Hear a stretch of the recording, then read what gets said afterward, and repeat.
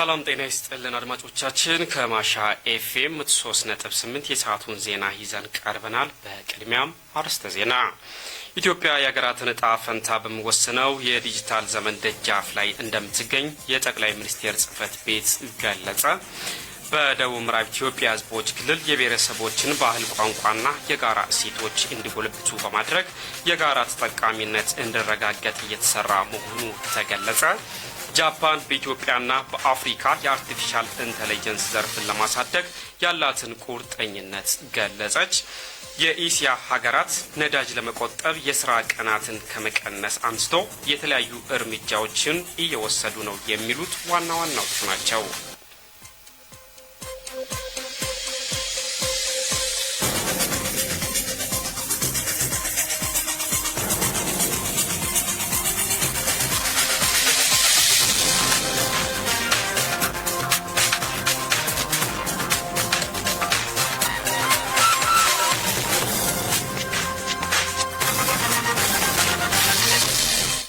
ወደ ዝርዝሩ እናልፋለን። ከዜናዎቹ ጋር ልጅ አለማሞ ነኝ። ኢትዮጵያ የሀገራትን ዕጣ ፈንታ በሚወስነው የዲጂታል ዘመን ደጃፍ ላይ እንደምትገኝ የጠቅላይ ሚኒስቴር ጽሕፈት ቤት ገለጸ። ጽሕፈት ቤቱ ዲጂታል ኢትዮጵያ 2030 የትውልድ ራዕይ በሚል ርዕስ ባወጣው መልእክት ኢትዮጵያ የሀገራትን ዕጣ ፈንታ በሚወስነው የዲጂታል ዘመን ደጃፍ ላይ ትገኛለች ብለዋል። የኢትዮጵያ ዲጂታል 2030 ብሔራዊ ምላሾችን በራስ በመተማመን በፈጠራና በታላቅ ዓላማ ተንቀሳቅሰን ያሳየነው ቁርጠኝነትና የማድረግ አቅም ነው ሲል አስታውቋል ሲል ከጠቅላይ ሚኒስቴር ጽሕፈት ቤት የተገኘው መረጃ ያመላክታል።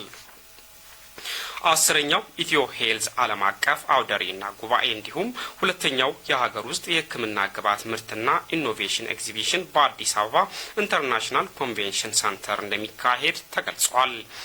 አዳዲስ ቴክኖሎጂዎችንና አቅራቢዎችን ለሀገራችን በማስተዋወቅ የቴክኖሎጂና የእውቀት ሽግግርን በማምጣት ለዘርፉ ልማት በሚደረገው ጥረት ውስጥ ቁልፍ መድረክ እንደሆነ ተጠቁሟል።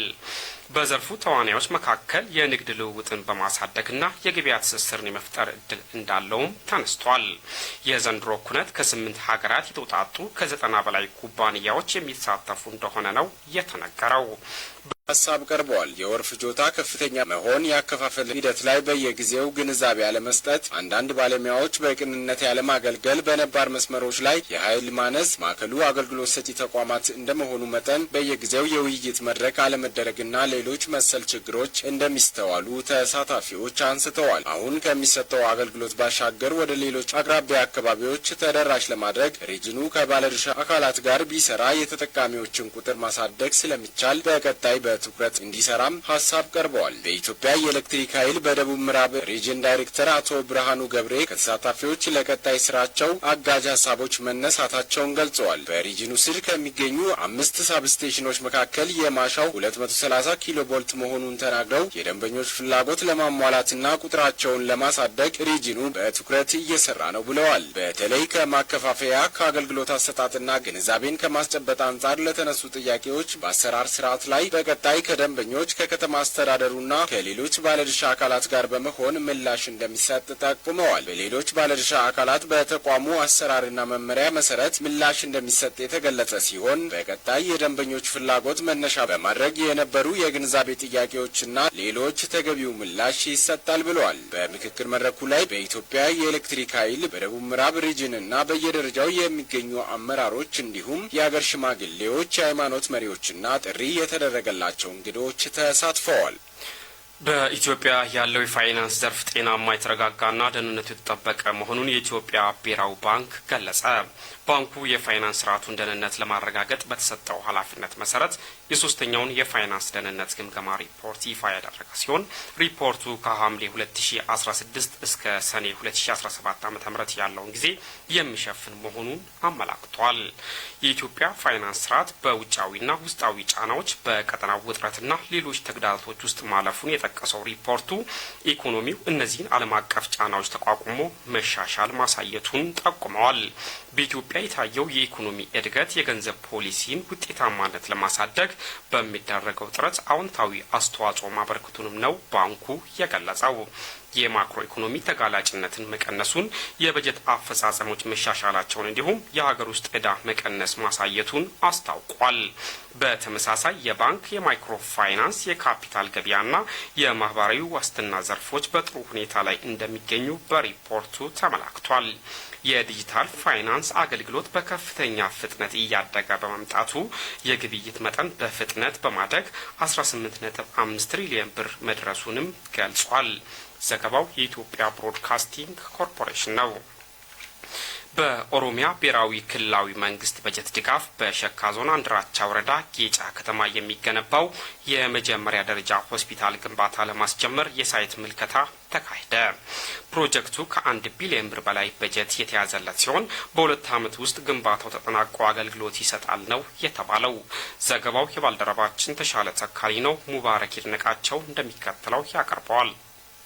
በግንባታ ሳይት ምልከታው ላይ የተገኙት የሸካ ዞን ዋና አስተዳዳሪው አቶ አበበ ማሞ እንደተናገሩት ፕሮጀክቱን ለማስጀመር የኦሮሚያ ብሔራዊ ክልላዊ መንግስት ፕሬዚዳንት ሽመልስ አብዲሳ ከ3 ዓመት በፊት በቀዳማዊት እመቤት ዝናሽ ታያቸው በተገነባው የደገሌ 2ኛ ደረጃ ትምህርት ቤት የምረቃ ፕሮግራም ላይ ተገኝተው ቃል መግባታቸውን አስታውሰዋል። በተለያዩ ምክንያቶች ግንባታው ሳይጀመር የዘገየ ቢሆንም የኦሮሚያ ክልል መንግስት በገባው ቃል መሰረት ለማስጀመር ሙሉ ዝግጅቱን አጠናቋል ነው ያሉት። የኦሮሚያ ብሔራዊ ክልላዊ መንግስት ላደረገው ድጋፍ ምስጋናቸው ያቀረቡት አቶ አበበ ማሞ ፕሮጀክቱ በአካባቢው የመጀመሪያው ግዙፍ ፕሮጀክት መሆኑን በመግለጽ ግንባታው ሲጠናቀቅ የአካባቢው ህብረተሰብ የተሟላ የጤና አገልግሎት እንዲያገኙ ያስችላል ብለዋል። ፕሮጀክቱ በተያዘለት ጊዜ ገደብ እንዲጠናቀቅ አስፈላጊውን እገዛ ከዞኑ መንግስትና ከወረዳው እንደሚደረግ በመግለጽ የአካባቢው ማህበረሰብ የድርሻቸውን በመወጣት እንዲያግዙ አሳስበዋል። የኦሮሚያ ብሔራዊ ክልላዊ መንግስት የጤና ቢሮ የዲዛይን ባለሙያ ራጂ ሚካኤል በበኩላቸው የክልሉ መንግስት ግንባታውን ለማስጀመር የዲዛይንና የተለያዩ አስፈላጊ ማስጀመሪያ ሂደቶችን አጠናቆ በሚቀጥሉት 15 ቀናት ውስጥ ግንባታውን ለማስጀመር እየተሰራ ነው ብለዋል። በ6 ሄክታር መሬት ላይ የሚያርፈው ፕሮጀክቱ ለግንባታው ከ1 ቢሊዮን ብር በላይ በጀት የተመደበ ሲሆን የኦሮሚያ ኮንስትራክሽን ኮርፖሬሽን ግንባታውን በማከናወን በ2 ዓመታት ውስጥ ተጠናቆ ለአገልግሎት እንደሚበቃም ጠቅሰዋል። የኦሮሚያ ኮንስትራክሽን ኮርፖሬሽን አስተዳደር ዳይሬክተሩ አቶ ጋዲሳ ሻንታማ በበኩላቸው ኮርፖሬሽኑ ባለው የግንባታ ልምድ ተጠቅሞ በተያዘለት የጊዜ ገደብ ለማጠናቀቅ ይሰራል ብለዋል።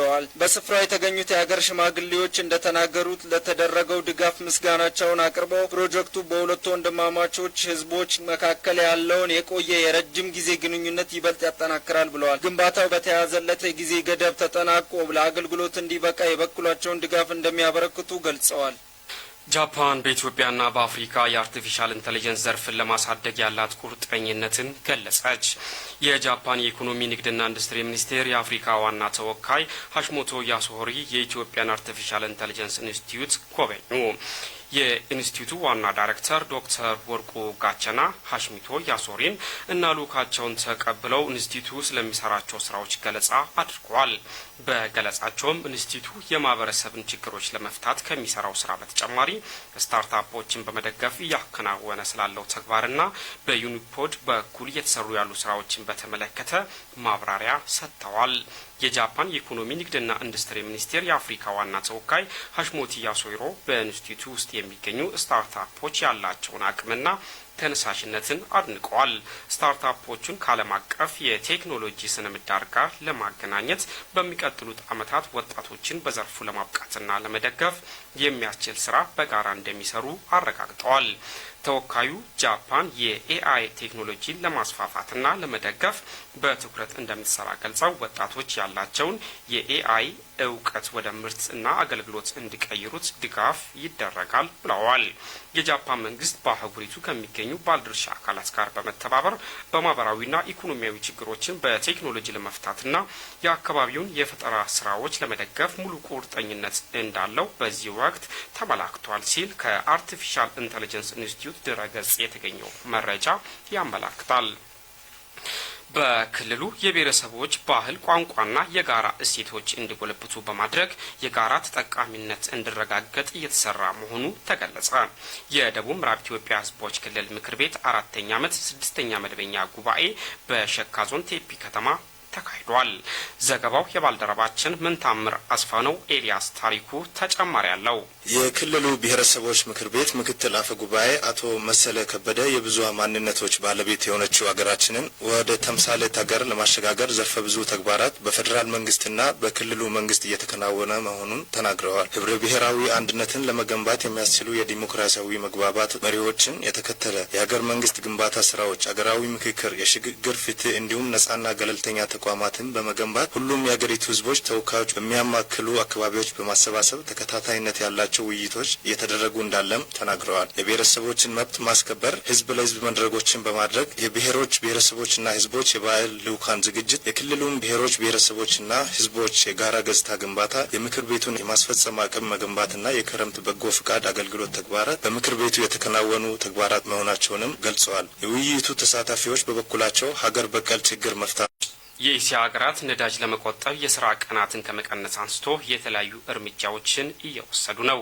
እስያዊቷ ሀገር ስሪላንካ በኢራን ጦርነት ምክንያት ሊፈጠር የሚችል የነዳጅ እጥረትን ለመቋቋም በየሳምንቱ ረቡዕ ዕለት እንደ የህዝብ በዓል ተቆጥሮ የመንግስት መስሪያ ቤቶች እንዲዘጉ ወሰነች። ሞተር ሳይክል አሽከርካሪዎችም ምን ያህል ነዳጅ መግዛት እንደሚችሉ የሚወስን የራሽን ካርድ እንዲይዙ ተደርጓል። የስሪላንካ ፕሬዚዳንት አኑራ ኩማራ ሰኞ ዕለት በተደረገ አስቸኳይ ስብሰባ ላይ ለከፋው ነገር መዘጋጀት አለብን፣ ነገር ግን ጥሩ ነገር እንደሚመጣ ተስፋ እናደርጋለን ብለዋል። ስሪላንካ ይህንን እርምጃ የወሰደችው በየቀኑ በሚሊዮን የሚቆጠር በርሜል ነዳጅ የሚተላለፍበት የሆርሙዝ ወሽመጥ መዘጋቱን ተከትሎ ሌሎች የእስያ ሀገራት የቁጠባ ውሳኔዎችን ካሳለፉ በኋላ ነው። ባለፈው ዓመት በሆርሙዝ ወሽመጥ በኩል ካለፈው ነዳጅና ጋዝ ውስጥ 90 በመቶ የሚጠጋው የደረሰው ወደ እስያ ነው። ሌሎችም የእስያ ሀገራት በጦርነቱ ምክንያት የነዳጅ እጥረት እንዳይፈጠር በመስጋት እርምጃዎችን ወስደዋል። ምንያማርም የግል ተሽከርካሪዎች እንዲንቀሳቀሱ የሚፈቅድላቸው አንድ ቀን ያለፈ ነው። በየትኛውም ቀን የቱ ተሽከርካሪ ይንቀሳቀሳል የሚለው የሚወሰነው በሰሌዳ ቁጥር ነው ሲል ቢቢሲ ዘግቧል። አድማጮች ለሰዓቱ ያዘጋጀነው ዜናዎችን የተከታተላችሁትን ይመስላሉ። ዜናዎችን በመምራት ልጅ አለማሞ ነበር። ከቀሪ የሬዲዮ ፕሮግራሞቻችን ጋር መልካም ጊዜ